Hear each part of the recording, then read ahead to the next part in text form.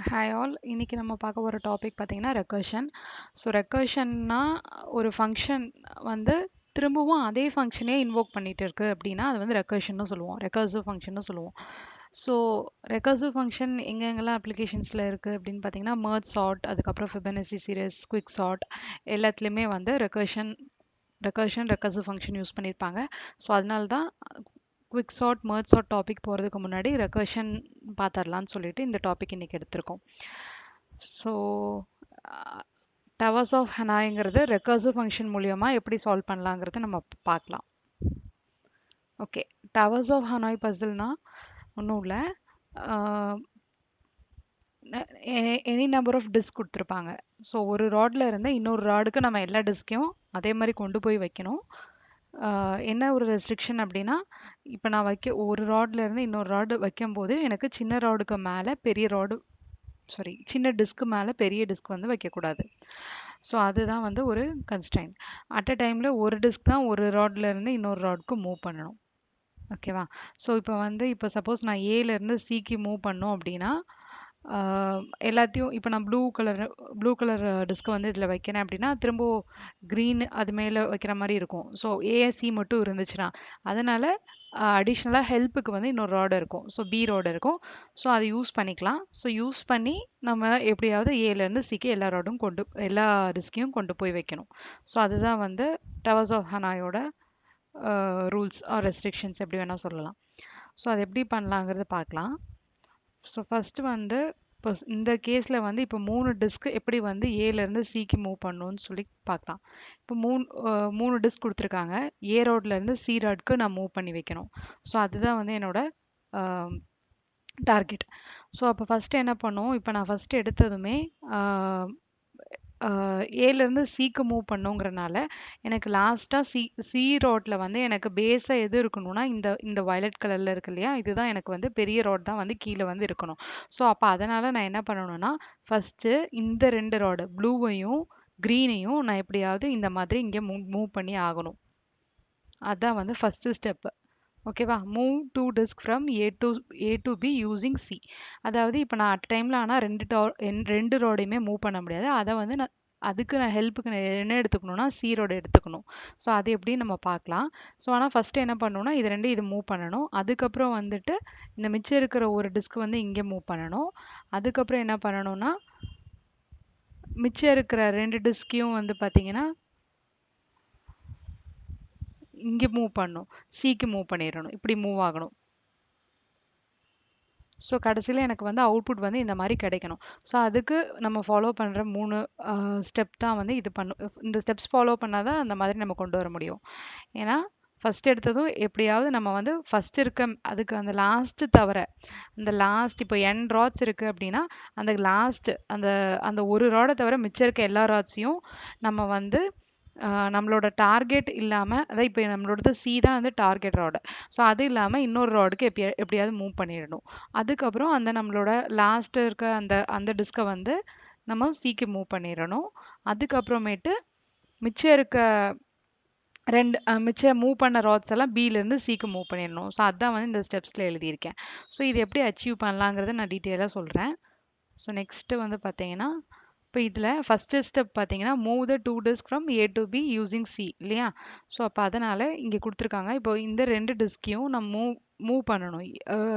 ஏலேருந்து பிக்கு மூவ் பண்ணணும். ஏன்னா ஃபஸ்ட்டு ஸ்டெப் வந்து move the 2 disk from A to B using C தானே.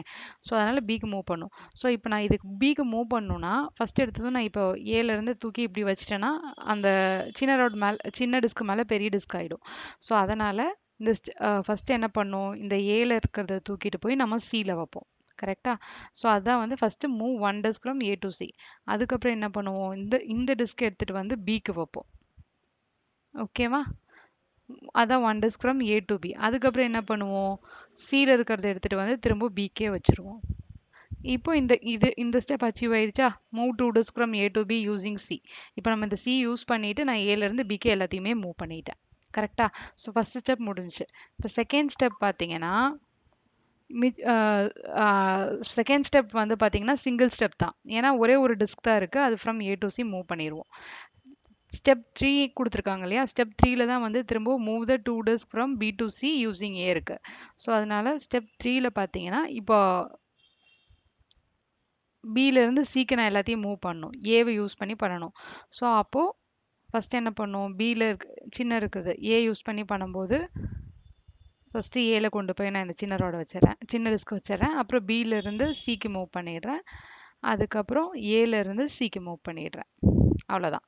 இப்போ என்ன ஆயிடுச்சு, பியிலேருந்து எல்லாமே வந்து சிக்கு வந்துச்சு யூஸிங் ஏ. ஓகேவா?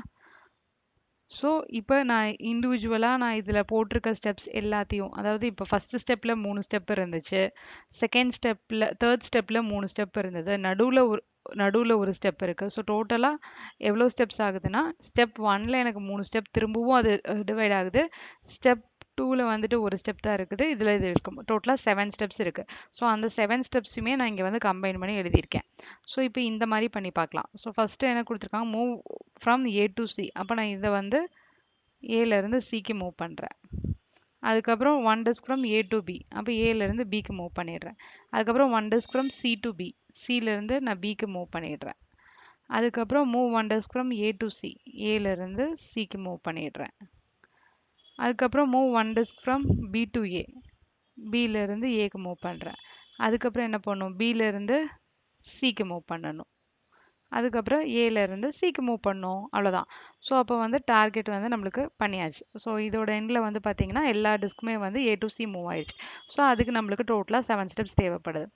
இப்போ இதுவே இது வந்து 3 டிஸ்க் மூவ் பண்ணுறதுக்காக எனக்கு இவ்வளோ ஸ்டெப் ஆகுது. சப்போஸ் இப்போ 4 டிஸ்க் மூவ் பண்ணணுன்னா எனக்கு இன்னும் நிறையா ஸ்டெப்ஸ் ஆகும். பட் ஆனால் எல்லாத்துலேயுமே 4 disk from A to C move பண்ணணுன்னா என்ன பண்ணும், ஃபஸ்ட்டு எப்படியாவது எல்லாத்தையுமே வந்து நான் இந்த மாதிரி ஃபஸ்ட்டு மூவ் பண்ணி ஆகணும். அதான் n-1 ஸ்டெப்ஸ். அதாவது n-1 டிஸ்கையும் வந்து நான் வந்து ஏலேருந்து பிக்கு மூவ் பண்ணி ஆகணும். அதுக்கப்புறம் மிச்சம் இருக்கிற ஒரு டிஸ்கை வந்து இப்படி மூவ் பண்ணுவேன், ஏ டு சி மூவ் பண்ணுவேன். அதுக்கப்புறம் இந்த டிஸ்கெல்லாம் திரும்பவும் வந்துட்டு பியிலேருந்து சிக்கு மூவ் பண்ணிடுவேன். ஸோ அதுதான் வந்து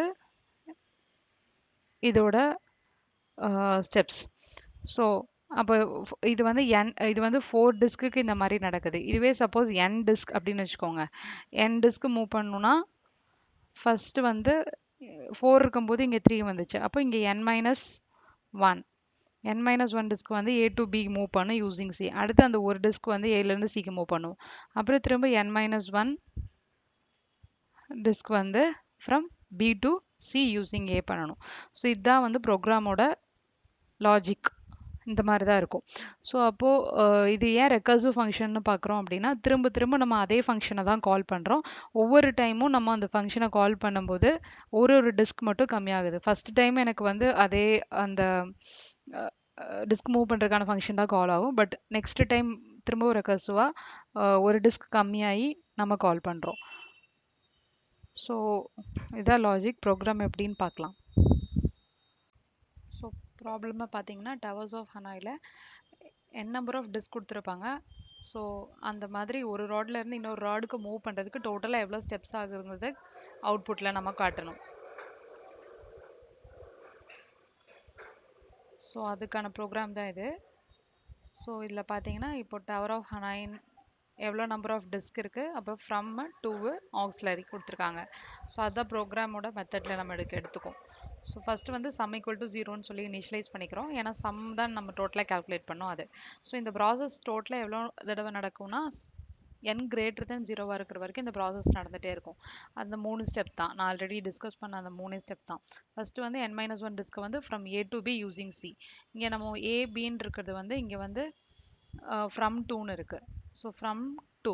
ஸோ ஃப்ரம்லேருந்து 2க்கு போகணும். யூஸிங் சிங் போட்டிருக்கு இல்லைங்களா, அதுதான் ஆக்ஸிலரி டாட். ஸோ ஆக்ஸிலரி என்னங்கிறது n-1 ஃபஸ்ட் n பண்ணுறோம். ஸோ இதுக்கு எவ்வளோ ஸ்டெப்ஸ் ஆகுங்கிறது நான் சம் ப்ளஸ் ஈக்குவல் டுன்னு போட்டுறோம். ஸோ அதில் கால்குலேட் ஆயிரும். இப்போ டவர் ஆஃப் ஹனாய் மெத்தட்குள்ளேருந்து இந்த டவர் ஆஃப் ஹனாயே திரும்பவும் இன்வோக் ஆகும். ஸோ திரும்பவும் இந்த எக்ஸிக்யூஷன் ஃபுல்லாக ரன் ஆகி நான் பிபிடியில் சொன்ன மாதிரி அந்த 2 ராட்ஸ்க்கு 2 டிஸ்க்கு மூவ் பண்ணுறதுக்கு என்ன ஸ்டெப்ஸ் ஆகுமோ அது கால்குலேட் ஆகி இதில் வந்துடும். அதுக்கடுத்து ஸ்டெப் என்ன பண்ணுறோமோ 1 disk from A to C. So அந்த ஒரு டிஸ்க்குங்கிறதுனால நம்ம வந்து இங்கே 1 வந்து சம்மேஷன் கூட ஆட் பண்ணுறோம். லாஸ்ட் ஸ்டெப் வந்து திரும்பவும் என்னதுன்னா, திரும்பவும் டவர் ஆஃப் ஹனாய்ங்கிற ஃபங்க்ஷனை கால் பண்ணுவோம். பட் ஆனால் வித் ஆக்ஸிலரி தான் ஃப்ரம் நோடாக இருக்கும். ஏன்னா இங்கே பிபிடியில் பார்த்த மாதிரி லாஸ்ட் ஸ்டெப்பில் வந்து from B to C using A. அதனால பிங்கிறது தான் ஆக்ஸிலரி அங்கே. அதனால ஆக்ஸிலரியிலேருந்து பி டு ஏ தானே. ஸோ பி டு ஏங்கிறனா பி டு சிங்கிறனால இங்கேயும் பார்த்தீங்கன்னா ஆக்ஸிலரியிலேருந்து டு யூஸிங் ஃப்ரம். ஸோ அதனால் அப்படி ஆர்குமெண்ட்ஸ் பாஸ் பண்ணுற மாதிரி இருக்குது. ஸோ அவ்வளோதான், சிம்பிளான ப்ரோக்ராம் தான். ஸோ இங்கே ஒரு பிரிண்ட் எலன் ஸ்டேட்மெண்ட் எதுலேருந்து எதில் மூவ் ஆகுதுன்றதை பிரிண்ட் பண்ணீங்க அப்படின்னா அதோட பிரிண்ட் பண்ணும்போது எப்படி மூவ் ஆகுதுங்கிறத கூட நம்ம பார்க்க முடியும். ஸோ நான் சப்மிட் பண்ணுறேன்.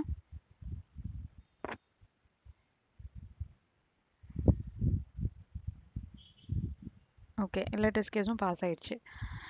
ஸோ அவ்வளோதான் ப்ரோக்ராம். ஸோ இதோட டைம் காம்ப்ளெக்சிட்டி பார்த்தோம் அப்படின்னா நம்மளுக்கு பிபிடியில் பார்க்கும்போதே தெரியும். ஒரு ராட் இங்கே ஃபஸ்ட்டு வந்து 2 ராட்ஸ் மூவ் பண்ணுறதுக்கு எவ்வளோ ஸ்டெப் ஆகுதுன்னு பார்த்தீங்கன்னா டோட்டலாக 3 ஸ்டெப்ஸ் ஆகுது. அதுவே 3 ராட்ஸுக்கும் போது 7 ஸ்டெப்ஸ் ஆகுது. ஸோ இங்கே பார்த்தீங்கன்னா 2 ராட்ஸ்க்கு வந்து 3 ஸ்டெப்ஸ் ஆகுது, 3 ராட்ஸுங்கும் போது 7 ஸ்டெப் ஆகுது. ஸோ இது எப்படி ஜென்ரலைஸ் பண்ணலாம் அப்படின்னா 2 power of n minus 1. So 2 என்னங்கிறது தான் value. n is equal to 2 power n. 2 power என்ன, 2 பவர் 3னா எவ்வளோ வரும், 8 வரும், மைனஸ் 1. ஸோ அப்போ அடுத்து 4ஆக இருந்துச்சுன்னா எவ்வளோ வரும், 2 பவர் 4ங்கும் போது 15 ஸ்டெப்ஸ் வரும் டோட்டலாக. ஸோ 2 பவர் n மைனஸ் 1ங்கிறது தான் வந்துட்டு இதோட டைம் காம்ப்ளெக்சிட்டி. 1ங்கிறது வந்து நெக்லிஜிபிள். ஸோ அதை நம்ம இக்னோர் பண்ணிக்கலாம். So order of 2 power n தான் இதோட டைம் காம்ப்ளெக்சிட்டி. தேங்க்யூ. வீடியோ பிடிச்சிருந்ததுன்னா லைக் பண்ணி ஷேர் பண்ணி சப்ஸ்கிரைப் பண்ணுங்கள்.